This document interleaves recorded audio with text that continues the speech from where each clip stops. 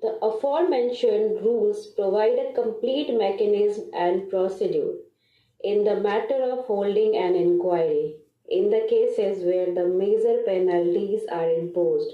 Full stop.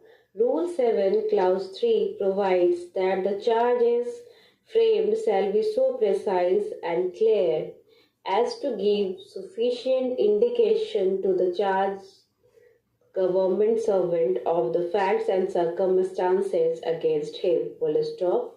The proposed documentary evidences and the name of the witness proposed to prove the same along with oral evidence, if any, shall be mentioned in the charge sheet. Full stop.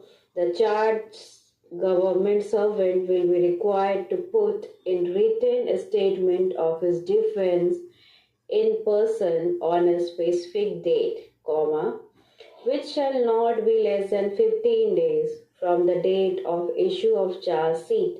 Full stop. He shall indicate as to whether he desired to cross-examine the witnesses mentioned in the charge sheet and whether desires to give or produce evidence in his defense.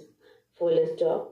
The charge sheet, along with the copy of the documentary evidences mentioned therein and list of witnesses and their statements, if any, shall be served on the charged government servant personally or by registered post at the address mentioned in the official records.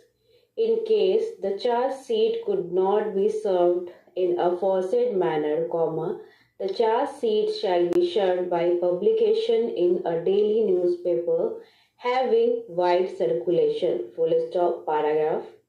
Where the charged government servant denies the charge, the inquiry officer shall proceed to call the witnesses proposed in the charge sheet and record their oral evidence in presence of the charged government servant, who shall be given opportunity to cross-examine such witnesses. Full stop. Paragraph.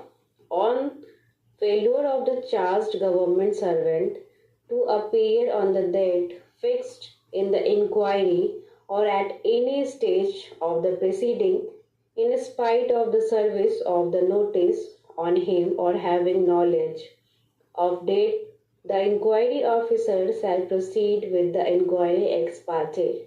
Full stop. In such a case, the inquiry officer shall record the statement of witnesses mentioned in the charge sheet in absence of the charged government servant. Full stop. The disciplinary authority, if it considers necessary to do so, may by an order appointed a government servant or a legal practitioner to be known as presenting officer to present on its behalf the case in support of the charge. Full stop. The first contention raised by the learned counsel for the petitioner is that the charges are vague and do not disclose the allegations on the basis of which such charges are based. Full stop. The specific stand taken is that documents on the basis of which the charges have been framed have not been supplied to the practitioner. Full stop. In order to substantiate his plea, stress has been laid on various communications sent by the practitioner to the respondents to furnish the documents on the basis of which charges have been framed. Full stop.